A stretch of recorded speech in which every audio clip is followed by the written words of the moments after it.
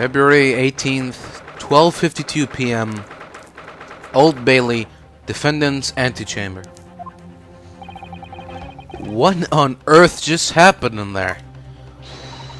Mr. Naruhodo, I have managed to find out what happened.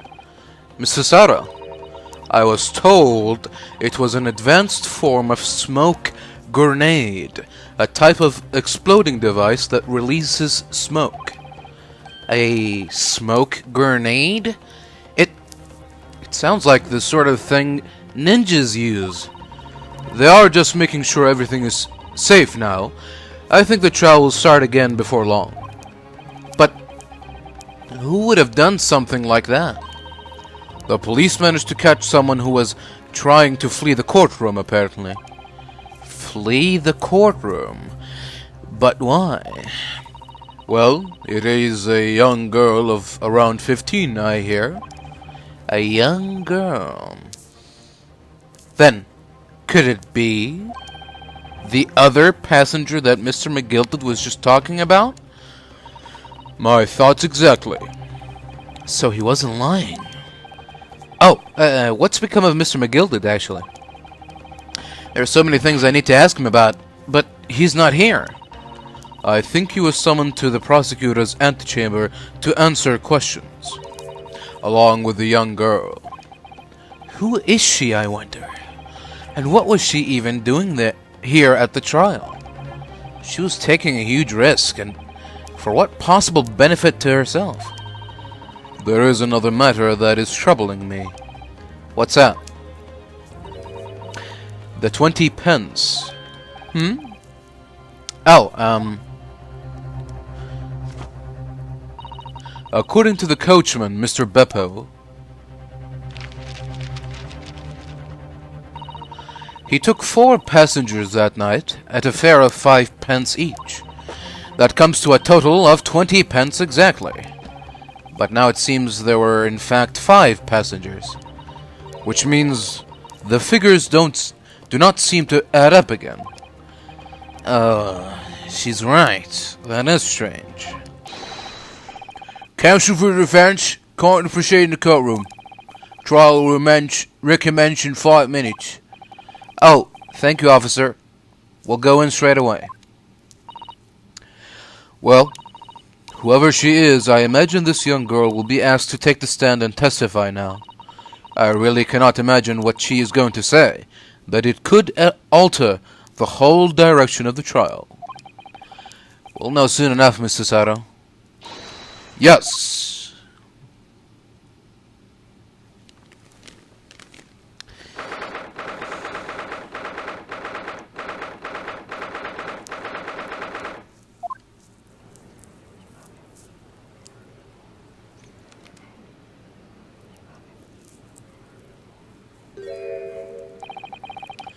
There's the young girl next to Mr. Mcgildud. Look.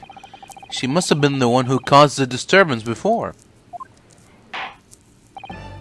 Well, after that rather eventful recess, the court will now resume the trial of Mr. Magnus Mcgildud. Now then, Lord Van Zeeks. My lord, I believe you have established the cause of the smoke which veiled proceedings earlier. It seems to have been an advanced form of smoke grenade, of the sort typically employed by the army. Good gracious! The army?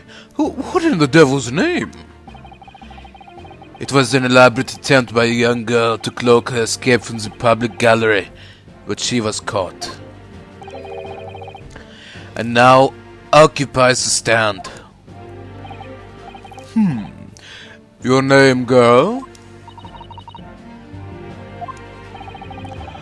Are you responsible for the smoke grenade which induced such pandemonium here in my courtroom?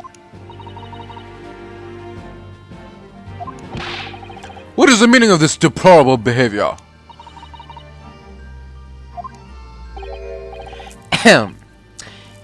If I may, my lord. Yes, Mr. Mcgildud? I think perhaps I ought to explain here. Why is it that this wee lass was here in the first place? And why she tried to bolt like that?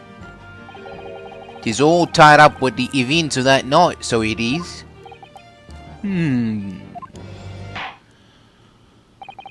Very well, Mr. Mcgildud. Give us your testimony. You will explain to the court exactly how this young woman is involved in the case. Just what did happen that night? It's not like a defense lawyer needs that information or anything.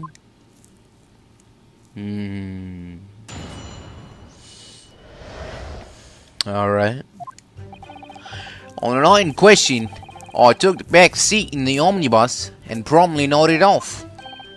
Then bugger me, a loud thud and a wee scream woke me up with a fair start. There was a fella collapsed on the floor at my feet, so I set him up on the seat across from me. Then I turned to find where that scream had come from, and bless me soul, what did I find? There was a child in there, all curled up in a ball, hiding her wee self away. What? I remain somewhat baffled, I confess, but from what I gather, on the night in question, this young girl was indeed riding in the omnibus. Is that correct? Tis exactly as the defense counsel said. This lass was the fifth passenger, my lord.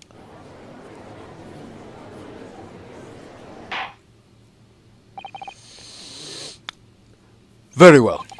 The defense may now cross-examine the witnesses. Are you ready, counsel? Yes, my lord. Or rather, no. I have no idea where to start.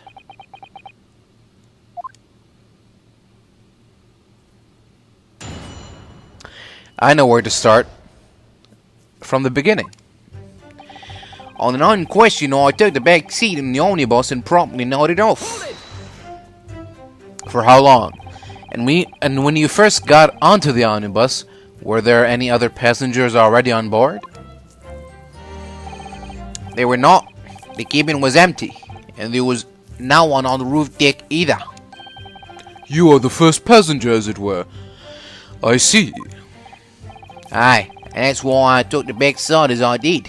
'Tis the most comfortable, so it is. Could you explain exactly what you mean by the back seat? By all means. 'Tis how you already described it earlier. I'm talking about the seat opposite the one in which the poor gentleman whose step was sitting. Like I said, 'tis the most comfortable and where I feel most at ease. And of course, I enjoy gazing through the skylight from time to time as well. Okay. Then bugger me, a loud thud and a wee scream woke me up with a fair start. Hold it! A loud thud, you say? And a scream? Aye, that's right. How can I explain it? It was like the sound of someone falling to the ground. That sort of noise. So you think it was the sound of Mr. Mason falling to the floor having been stabbed? Well, now, you'll remember, I was asleep at the time, so I wouldn't like to say. And when the sound woke me, and I opened my eyes, there wasn't a soul to be seen in the carriage but the fella on the floor. You didn't see anyone, but at the same moment you did hear her scream? Ah, from the seats above you on the roof deck, I presume? Not above me now, my lord. It was from inside the cabin. But I wasn't altogether thinking about the scream. Nah, I was too stunned by the desperate sight before my eyes. There was a fella collapsed on the floor and at my feet, so I set him up on the seat across from me. Hold it! You sat him up? The victim, you mean?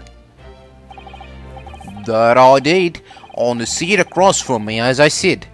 I could plainly see the poor devil was already gone. And you wouldn't leave a dead man just lying on the floor now, would you? 'Tis common courtesy, so it is.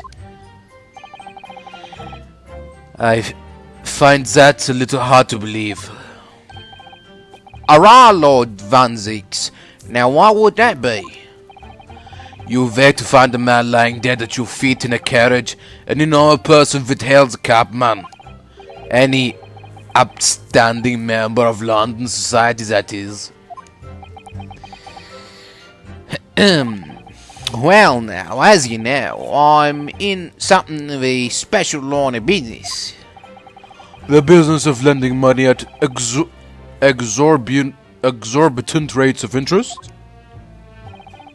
Unfortunately, my lord, not everyone is thankful for the help I offer him, and some would even see me dead.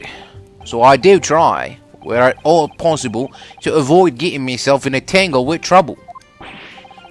Are you suggesting you were just gonna leave the man there? Heavens alive, no!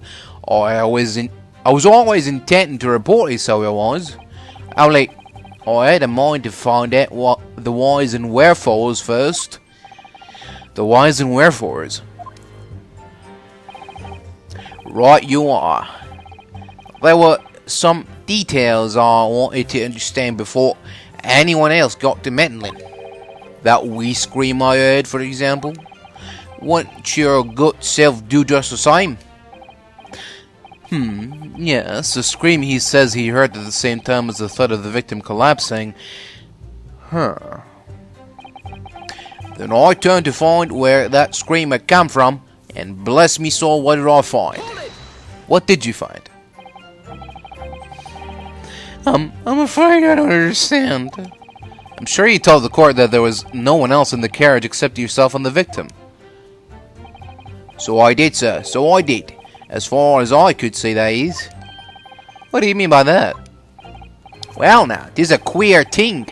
The wee scream I heard as I woke up. It came from, if you'll excuse the vulgar expression, under me backside. Good gracious! Under your backside?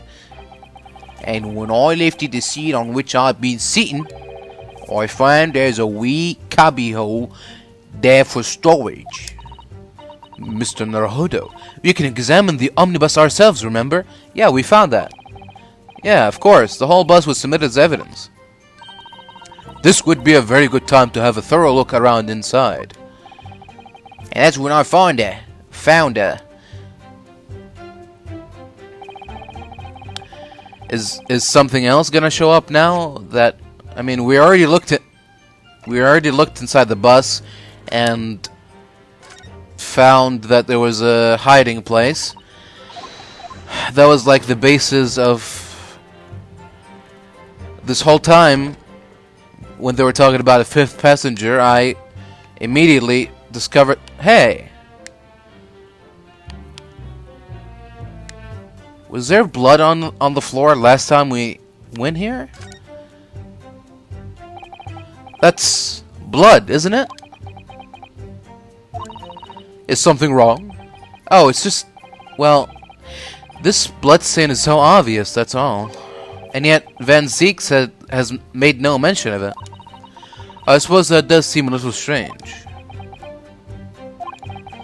Why do I have such a bad feeling about this?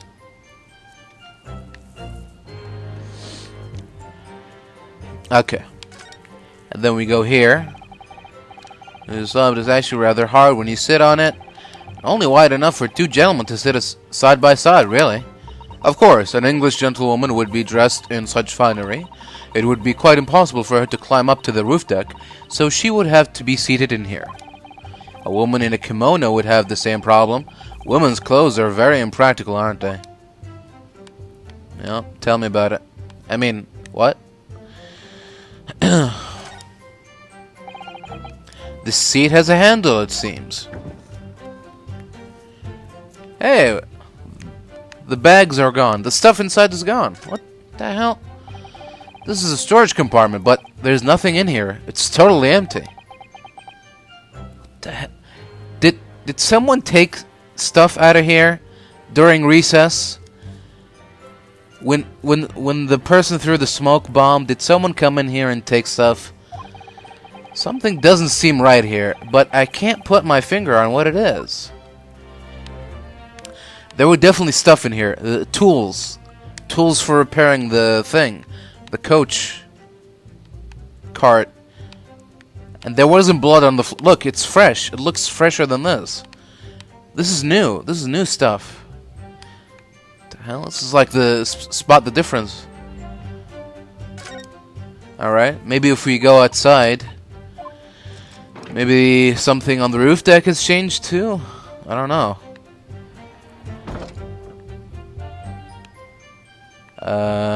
No. Well, it's like, look, this is like a stain looking thing, but no, everything is the same here. Job masters. Okay, yeah, weird. Okay. So, there was stuff underneath that seat that was taken, and there's a new blood stain for some reason. All right, interesting. There was a child in there, all curled up in a ball, hiding her wee self away.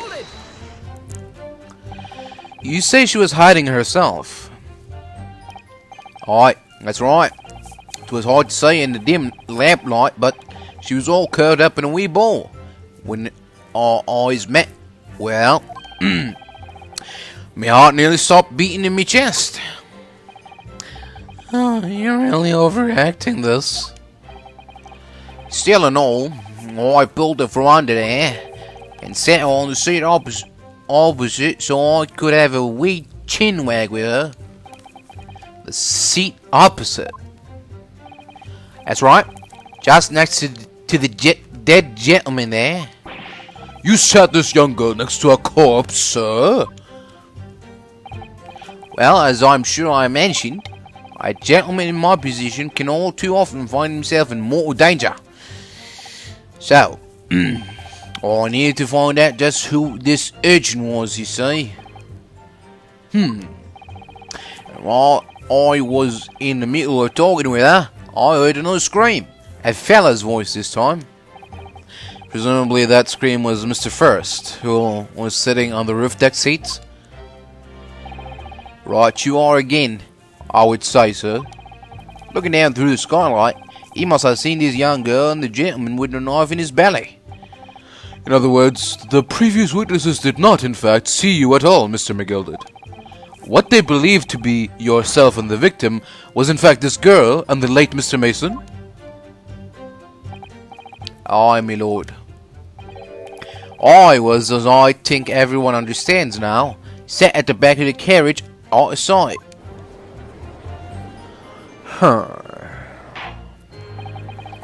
It is certainly plausible. The defendant is somewhat diminutive in stature, and readily confused, perhaps, with this young girl. After that, of course, with the scream from the gentleman over us, the driver realized something was wrong and pulled up the horses. Thank you, I have heard enough. The events, as explained, are clear in my mind. However, at least one conundrum remains. Who is the girl? Her name is Gina Lestrade, my lord.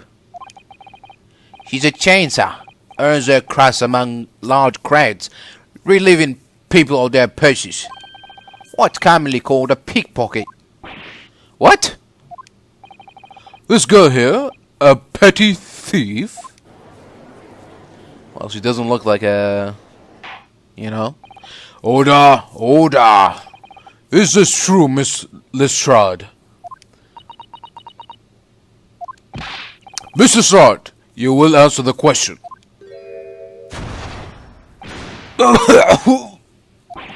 How dare you? What is the meaning of this? Ah! The girl! She's gone! Open your eyes. What? I'm over here. Good gracious! How? What was the point in that little sidestep? I know what you lot are eating. It's just gonna be the same voice. I know what you lot are thinking. I know what you lot are thinking. Grown-ups are all the same. This dirty little dipper, you say, slipped in and got caught on the job.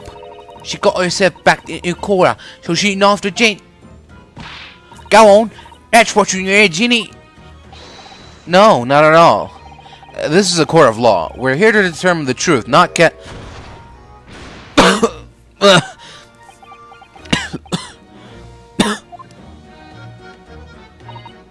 Look, noise are for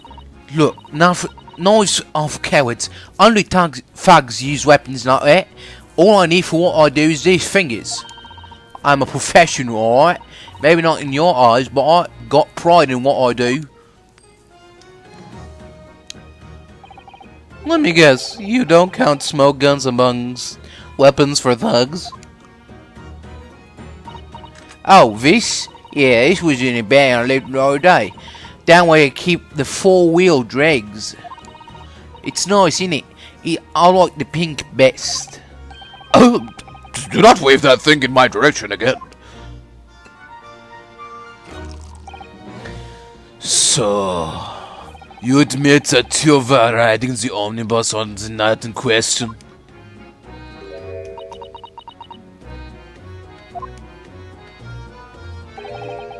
He's alright, Les. You can tell him the truth, now.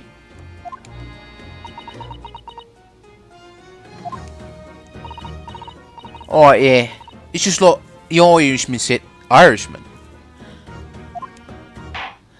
Oh. I wish I knew I wish I knew he was Irish. I could have done an Irish accent. Oh yeah, they did call him a leprechaun once. Damn it! An Irish accent I can do, but well, it's too late to change voices now. The court accepts this girl, Miss Gina Lestrade, as a valid and significant witness in the case. Accordingly, young lady, we will now hear your testimony, if you please. You will tell the court exactly what happened in the omnibus on the night in question. Alright then, if I have to.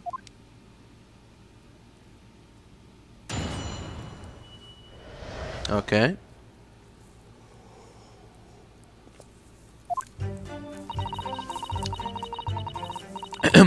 So I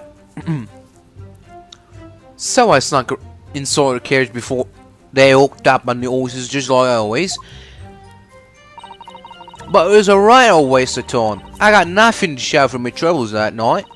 I tell you, you can't see a blind thing in that hiding place. It's pitch in there. And after a while, I hear this loud bang. Nearly jumped out of my skin, I did. And the scream just came out. It's because of that this swell found me. He did help me get away, mind. That's it? Yes, he let you go. I fail to understand why you would let the street urchin go, Mr. Mcgildud. Oh, 'tis simplicity itself, my lord. You see, she couldn't possibly have killed the other passenger. I knew that for a fact. How? As I'm sure I said before, sir.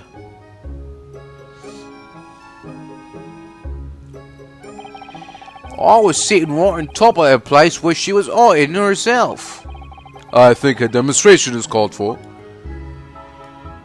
We're going inside again? This is where I was set that night. And the cubby hole of which you have spoken is underneath the seat, I presume?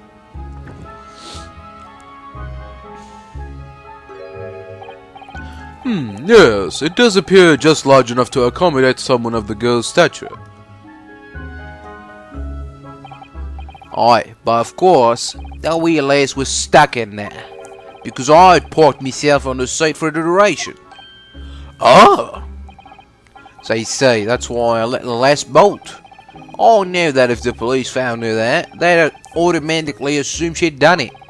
But I couldn't live with myself if a young life was ruined when all the time I knew she was innocent.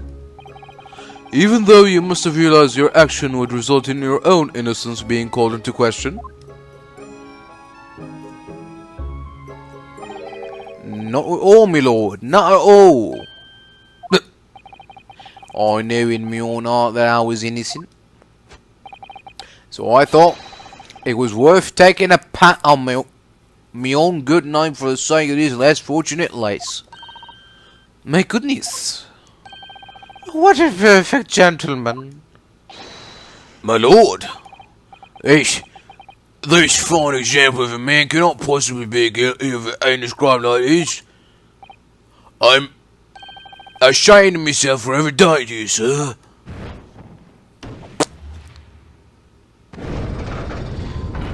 What? With calm, calculated reasoning, one arrives clearly at the truth every time. What? Okay. Did Saints alive! All 6 members of the jury consensual in their leaning to a verdict of not guilty? So, do we win now, or... Mr. Naruhodo, this... Well, it must mean... It must mean what? That we're victorious. We've... won? Are you sure? Objection! Oh. If the sight of my iron-heeled Wellington offends, pray do forgive this courtesy.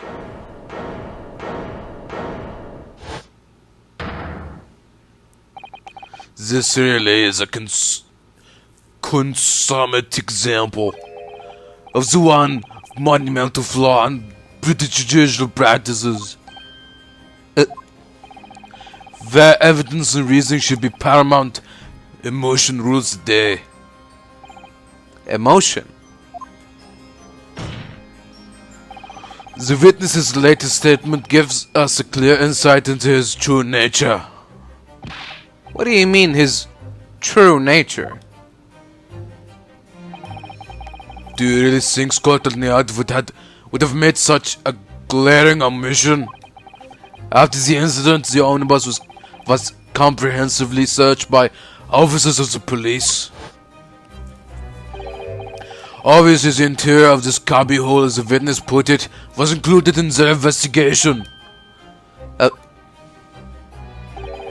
The compartment under the posterior seat was full of the coachman's belongings.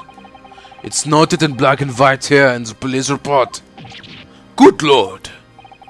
The evidence has been tampered with. In order to corroborate Mr. Mcgildud's story, someone has unlawfully removed everything from under the seat. What? I already knew that, though. But that's not good. Order! Order! How could such a devious contrivance possibly have been effected, Counsel? Naturally, we must acknowledge the deficiencies of the constabulary in allowing this to have to happen. However, I assure you, when the omnibus was wheeled into the courtroom this morning, the compartment under the seat was not empty. Well, my Nepalese friend... No, it wasn't empty, you're right. Huh? Me? When the carriage was submitted as evidence, doubtless you examined it in fine details with any self-respecting practitioner of the law. Pray, what did you find the condition of the under-seat compartment to be? I'll be sure the young gentleman will be able to clear this up in a jiffy. Sorry? Go on, you tell the court now, fella. How this is all an elaborate excuse by the desperate Lord Van Zeeks.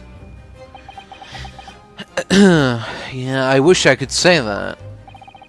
Well, Counsel, do you have something to say on this matter? It's really tempting. How am I supposed to answer? What can I say about the state of that little compartment under the seat in the omnibus? It wasn't empty. I really don't know if giving this answer is helping my cause as counsel for the defense, But as far as I remember, at least, when I first examined the compartment, I'm fairly certain there were a number of articles inside it, yes. Are you sure, Counsel? Be wished! What are you trying to say now, you deaf doll? I thought you were on my side here.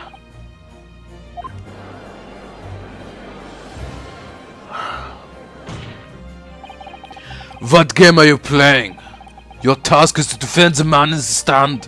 Why would you say something to compromise his position? Because it's the truth.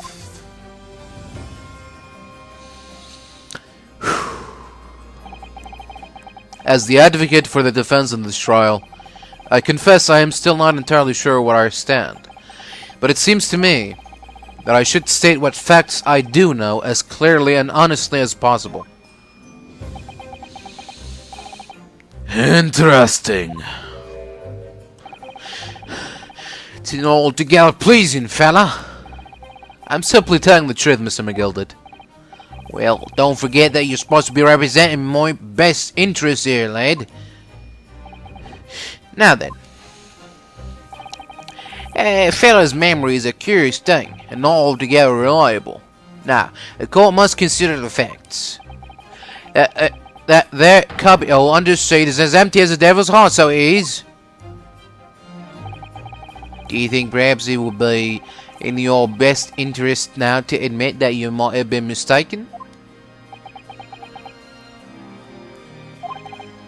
Why? Why do I feel like something's not right here? I should like the jury to weigh in on this matter, I think.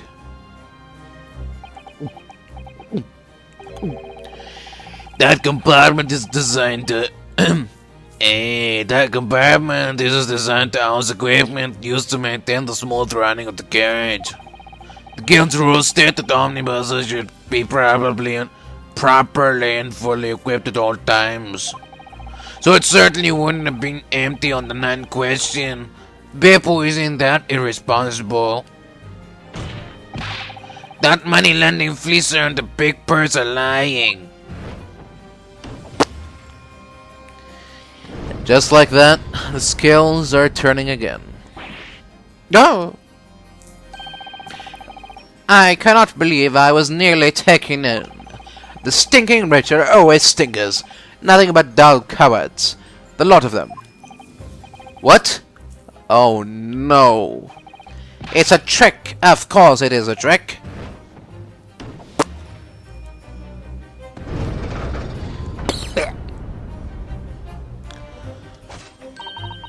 Quite so. I must concur here.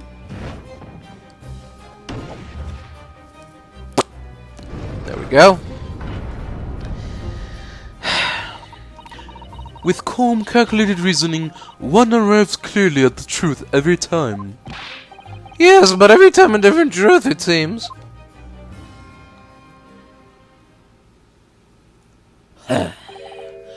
My lord, I humbly exhibit the scales of justice. Clearly a verdict of not guilty this time would be wholly inappropriate.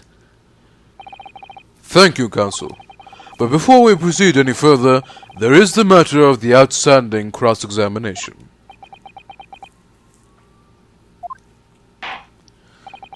Counsel for the defense, begin your questioning of the witness, please.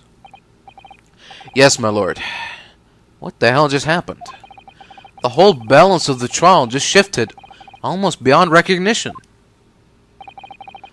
The Reaper of the Bailey is at work, it would seem. Well, I did give him the edge.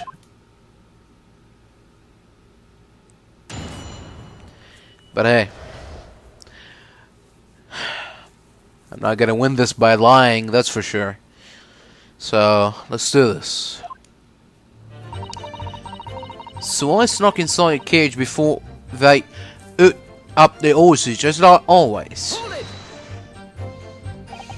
So, you were already in the omnibus before it even set off on its run? Well, yeah. I mean, what's the point of expecting a Joey to make a few bob, eh? That's a rum idea, ain't it? I especially means there's no point spending money to make money, it actually makes sense. Counsel, may I remind you that this girl is a petty thief. Kindly refrain from entertaining her tenants. Well, that does clear up that little mystery of the fares and all. 4 paying passengers at 5 pence apiece, making her 20, to which the cabman testified. And 1 little scapegrace writing for free. The red conk of a driver always goes from some grub before his last run, see? That's when I slip into the carriage and get myself eaten under the seat. Nice and easy, innit? But your hiding place is a storage compartment, full of equipment for the kush, no?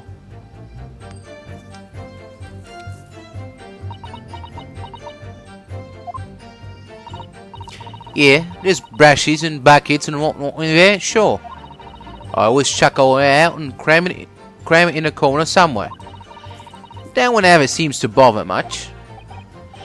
And yet, according to the report filed by the police officer who first arrived at the scene, the compartment was full of such paraphernalia. Well, I don't know nothing about that. Like I said, I moved all that stuff out so I could hide under the seat. That's all I can tell you. It seems we've reached the end of that line of inquiry. Continue. But it was a right old waste of time. I got nothing to show for my troubles that night. A waste of time? Why is that? Well, most nights I'm on my own in the got permit, at least some of the time. I beg your pardon. Did you say God permit? Oh yeah, well that's what me corn call it. You'd say the omnibus, of course. I suppose. Point is, I ain't on my run. The carriage ain't got no one in it for a while. And that's when you come out of your hiding place and get away. That's it. Only that night. This cove was sat on my seat from the start. And he didn't budge the whole way, did he? Not 1 inch. I was totally stuck. Do you mean to tell us that you were present in the carriage for the duration? You were under the seat the entire time while events unfolded in the enclosed cabin? Yeah. Right, mister? To be sure. I was as shocked as anyone. You don't expect to leave the cushion you've been sat on and find a child now, do you? Dear. Well, maybe. So, this Miss Lestrade couldn't possibly be the culprit then. I'll tell ya. I'll tell you can't see a blind thing in that hiding place. It's pitch in here. So you can see out into the cabin at all. Not a drop. Most days I push a cushion up with me head and look at the crack. Then I can have a butcher's at whose I'm gonna fiddle. I thought you were a pickpocket, not a butcher.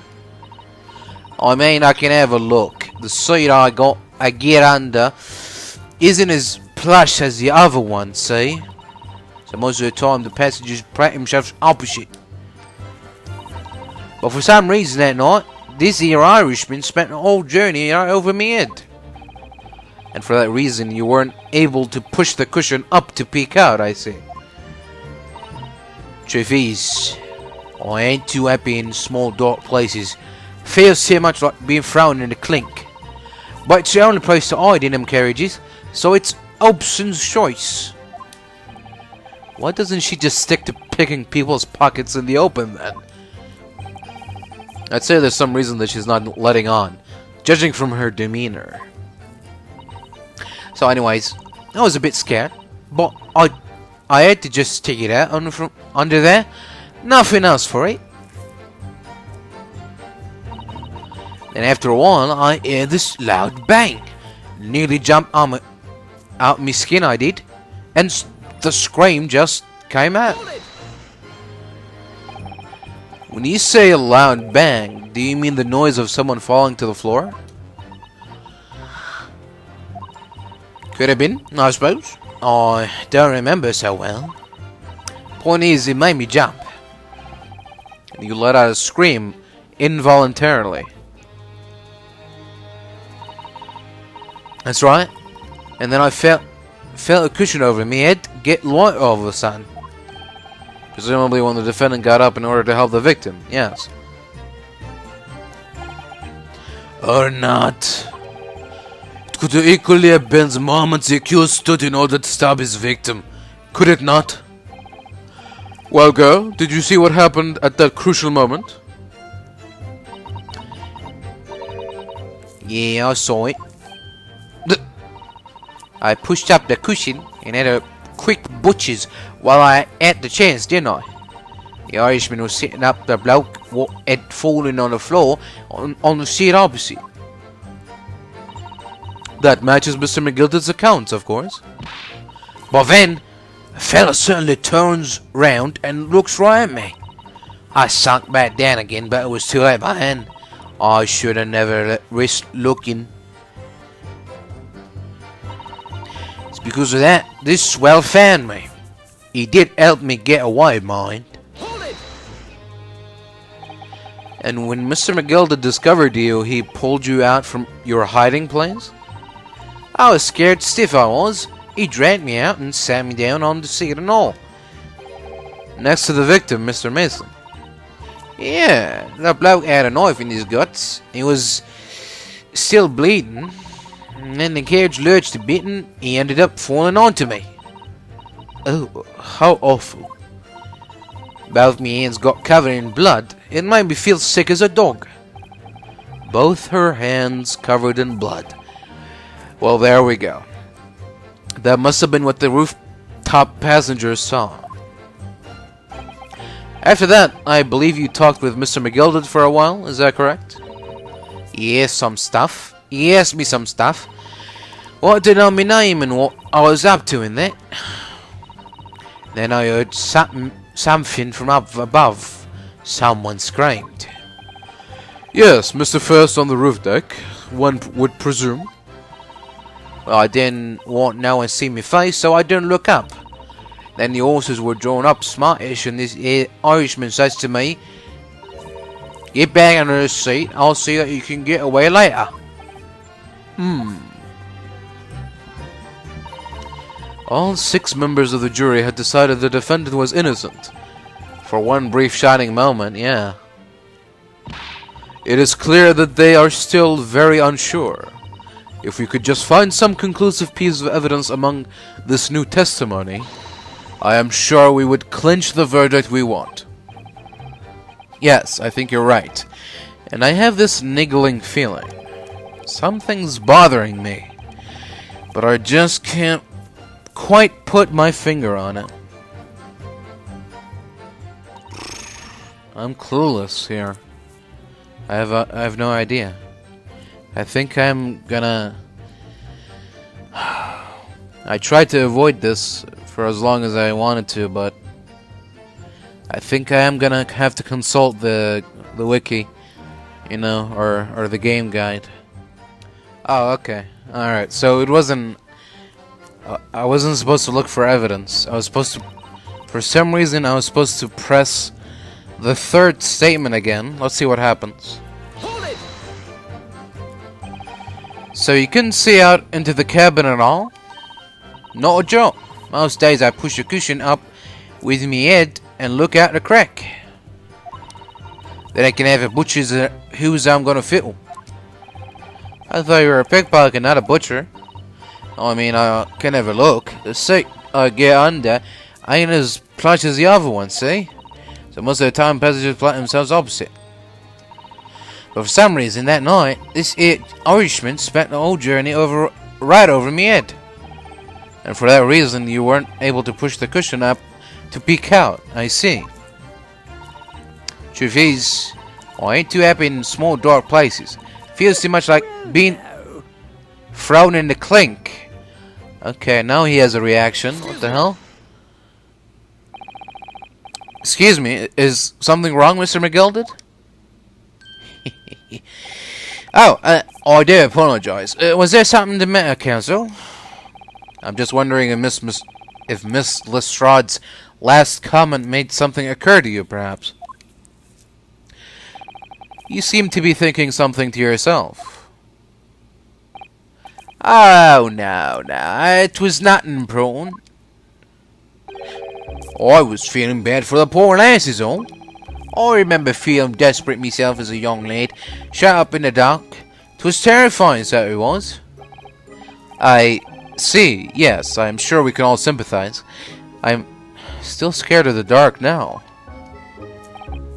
I don't know about yourself, but I find that the darkness seems to make everything you hear seems that much louder as well.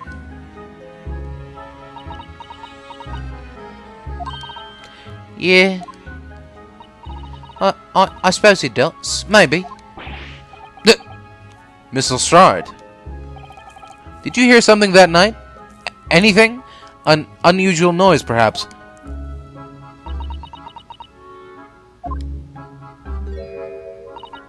Nah, not really. All I could hear was the Irishman snoring. Pajamas! There's no need to tell a hot word of me foibles, you little scamp. What a pity. If only Miss Lestrade had heard something, it might have given us a vital new clue. Yes. What should we make of that last statement of hers? It's profoundly important. Why not? We got nothing else to attach ourselves onto. My lord, I believe the statement just made by the witness is profoundly important. Profoundly important? But all she said was that she heard nothing. Yes, which is the profoundly important point. I'm almost sure of it. I'm almost sure that I don't understand the inner workings of your Eastern mind, Counsel. Nevertheless, Miss Gina Lestrade, you will supplement your formal testimony by repeating that last statement, please. What? Supplement? What are you on about? Don't give me all your fancy talk. I know what you're trying to do. Well, it won't work on me. That's right. Insult the judge. Always a good move. Okay.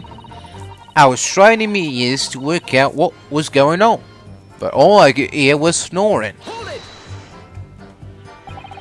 So you're straining to hear what was happening the entire time, since the moment you hid yourself?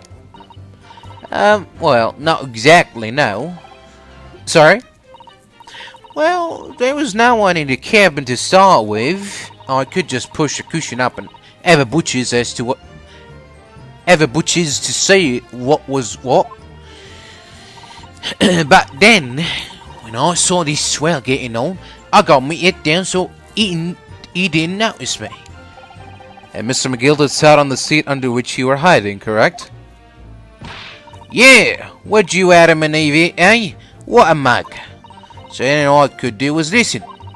I was waiting to jump out there as soon as I heard him leave, see? You alright? But Widdy, not likely. Even though we stopped here and there, I never heard the door open. So I just had to stay put and listen to him driving his pigs to market, snoring like an old dog he was.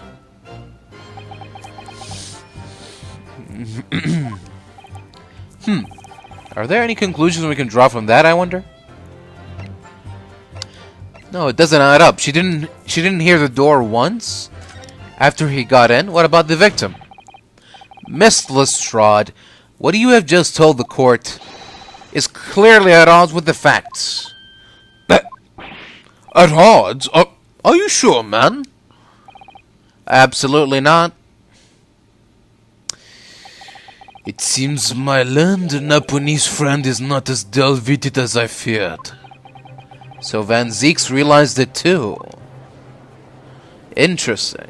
So I am onto something. Counsel, I must insist that you bolster your claim with evidence, or some complicit party's name at the very least. Yes, my lord. I expect you to demonstrate this alleged contradiction to the court. According to Miss Lestrade, while she was hiding in the omnibus that night, she heard nothing but the sound of Mr. Mcgildud snoring. But think, Renisuke, think. There's something else she should have heard. A person, perhaps. Very well, my lord. Allow me to elaborate. On a particular sound that Miss Lestrade could not have failed to hear on the night in question. The sound very clearly explained by the presence of the following person. Thrice-fired mason? Yes, my lord. The sound that Miss Lestrade cannot have failed to hear is that of the victim, Mr. Mason, boarding the omnibus.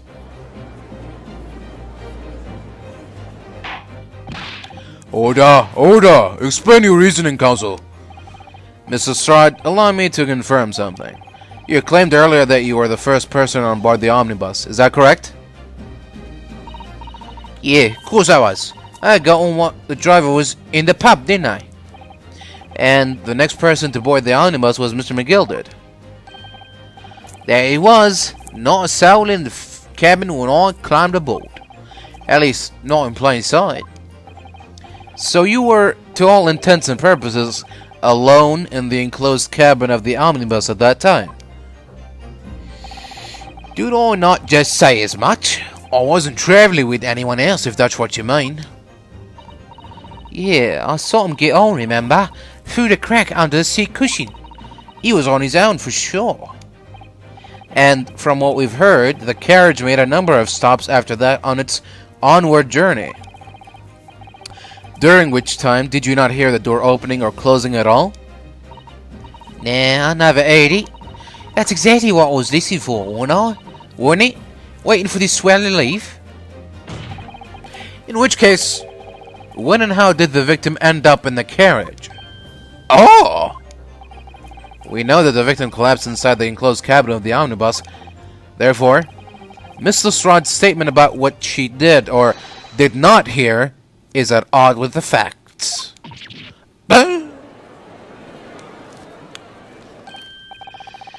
Yes, this petty thief's statement was clearly flawed. Lord Van Zieks. Yes, he knew. He knew all too well that there was an inconsistency in Miss Lestrade's statement. It would seem words of thanks are in order for my learned friend. What are you talking about? You have demonstrated matters impeccably. This witness and her colorful statements are entirely unreliable. Her words are convenient untruths, nothing more. Uh-oh. He's dead, right? How could the victim possibly not have boarded the omnibus? That makes no sense whatsoever. There's guns in your big pocket. Let's not forget that.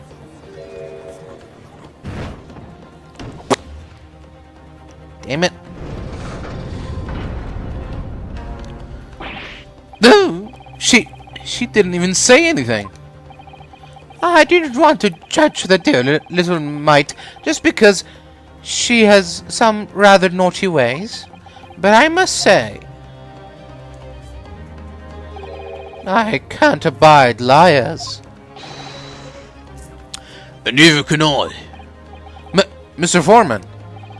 I didn't want to judge a girl just because she has some less than salubrious ways. But I must say, I cannot abide liars.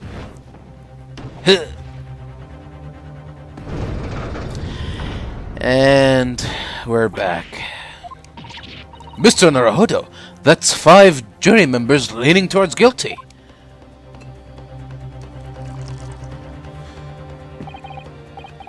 Well, your consideration for others is refreshing, my Japanese friend.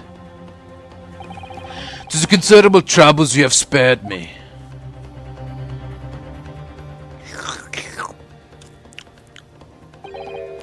Yes, very refreshing. Oh! Why what you playing at? Have you forgotten what you're working for, you useless Eastern Amadan? This is carnage. It is perfect. Juror number 2 is the only one left.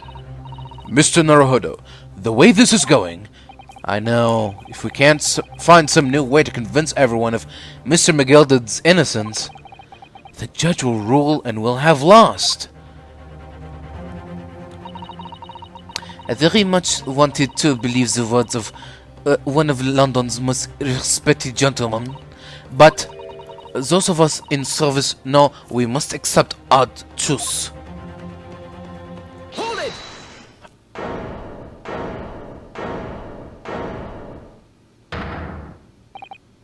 Yes, the witness's last statement seems to have revealed a critical inconsistency in her story.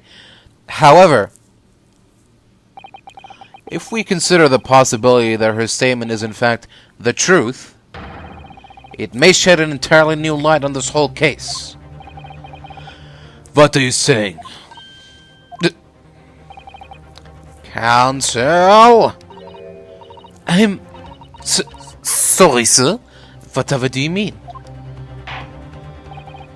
Counsel, I will not tolerate you attempting to prorogue my education. What? Prorogue? Explain yourself at once.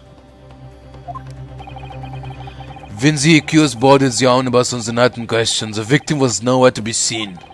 Subsequently, the carriage door was not heard opening a single time, as testified by the witness in the stand.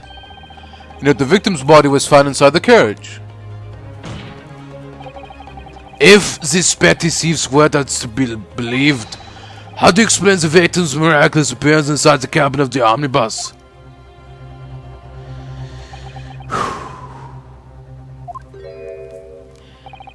There is only one way to explain how the victim came to be inside the carriage.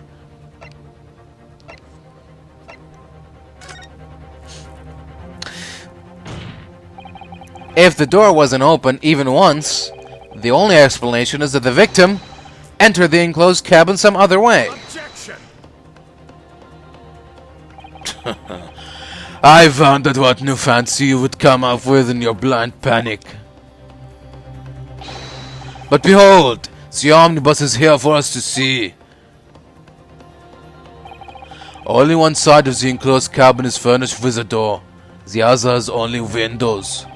Fixed windows, which cannot possibly open. In short, there is no entrance to the cabin other than the door. But there could be. There is one possibility you haven't considered. Oh, really? Yes, one other way inside that isn't the door. Another opening, the use of which allowed the victim to appear inside the enclosed cabin. Alright, counsel. The defense will identify the location for the court. Here is the omnibus in which the incident occurred. Where on earth is this entrance by which you propose the victim enter the cabin?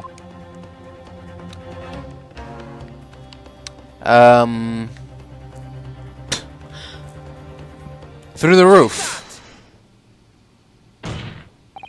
The answer is obvious.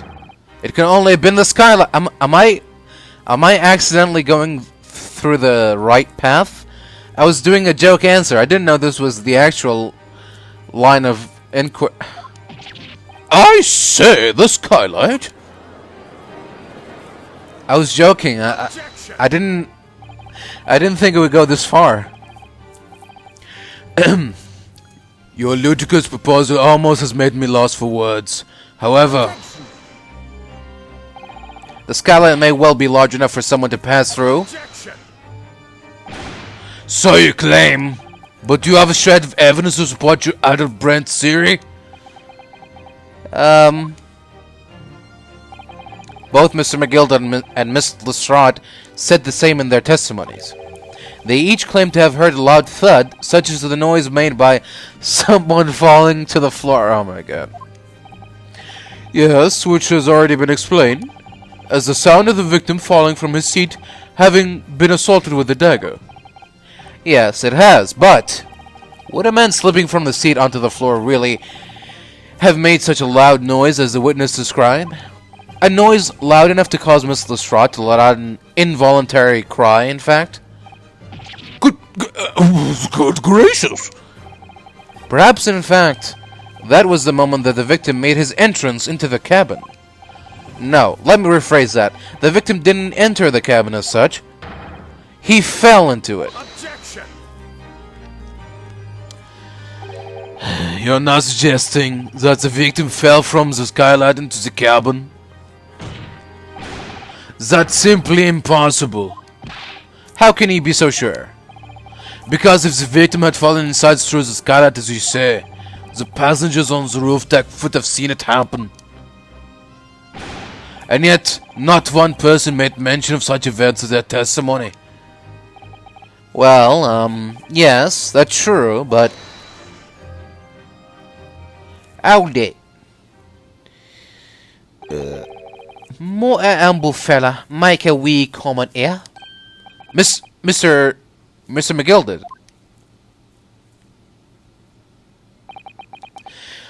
To be sure now, the two fellows who were set on the roof that testified a fall said nothing of the victim falling through the skylight. But it seems to me, my lord, that 'tis not so much as a case of them not saying, but... Aye.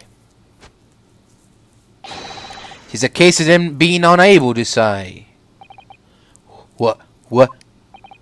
I think perhaps the two fellas they'll be having something of a compelling reason not to mention what happened. Would you not agree, fine ladies and gentlemen of the jury? Mon Dieu! There's two chaps on the roof? You mean the ones who stuck that knife in the man were... Ooh. Sure. Let's just say that. Oh. Just what exactly are you insinuating here, you blitherer? You...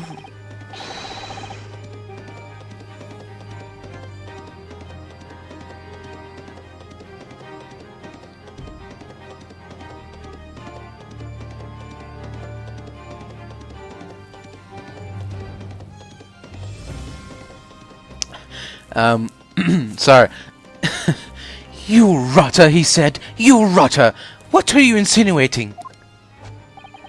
This is a flaming outrage. I've a good mind to give you a blinker in a minute. He'll give you a shiner in a minute, he said, and so will I. Mr. Fairplay. You're effectively accusing me, a city gentleman and well-respected banker. And me, a very angry hatter. Suggesting that someone like me could have stabbed that man in the guts? It's a disgrace. It's scandalous. It's... I protest in the strongest possible terms. That's right, I protest too. About you, you rotten scoundrel.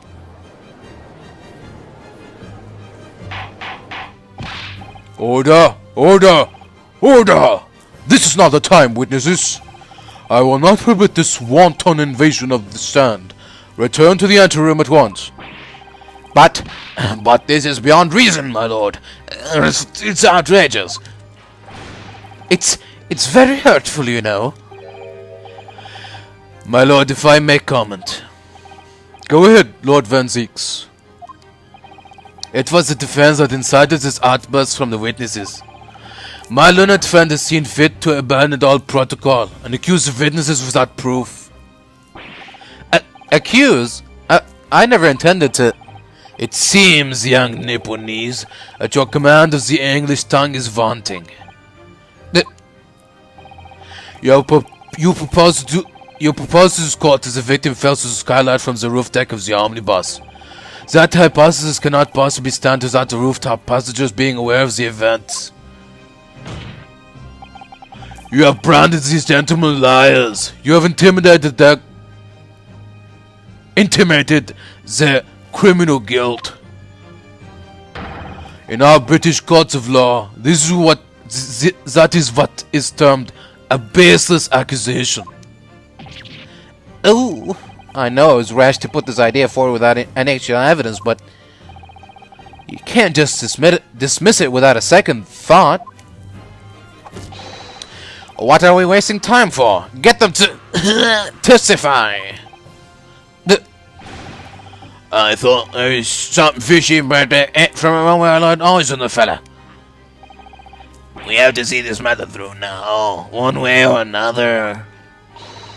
If this piece of rubbish in our midst, we must dispose of it at once. Testify! Testify! What's happening, Mr. Naruhodo? The spectators in the public gallery they're in a complete frenzy. Mr. Fairplay and Mr. First. My lord?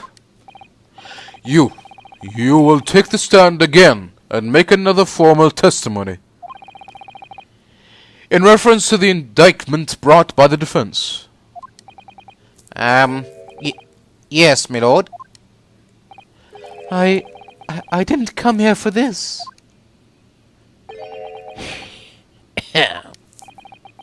There's no time to think this through. All I can do is keep pushing forward.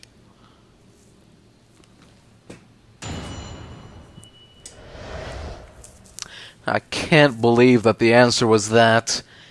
I was joking. I didn't know it would lead to the actual thing. I was thinking that he was put there after he was killed, or that he also managed to. Well, I guess he couldn't have snuck in himself too. But yeah, I was thinking he was dead before he entered, but for him to have entered, someone would need to open the door. So again, she didn't hear the door opened. So yeah, I guess, yeah, by accident I made the only logical conclusion. All right, here we go. We were the only two people on that roof deck, dead or alive, I can swear to that. If anything had happened where we're sitting, don't you think one or the other of us would have noticed?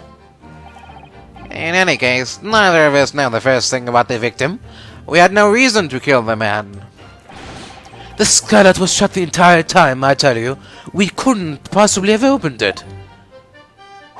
Ha! If you're so sure the victim fell through the skylight, where's your proof?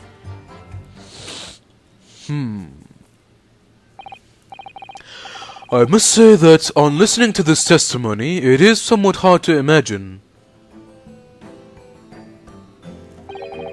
how either witness could have performed any malevolent act on this open rooftop deck without the other noticing forthwith. That's right, you see. We are innocent, I tell you. Although logically, of course, the argument falls down if the two of you were in collusion with one another. What? Eh? According to investigations by Scotland Yard, the two witnesses share no common dealings. Yeah, well, I don't trust coppers any more than I trust the stinking rich. Something doesn't feel right here. The trial is going in our favor, really. So why do I feel so uneasy? Counsel for the defense, over to you. Your cross-examination, please. Oh, yes, my lord.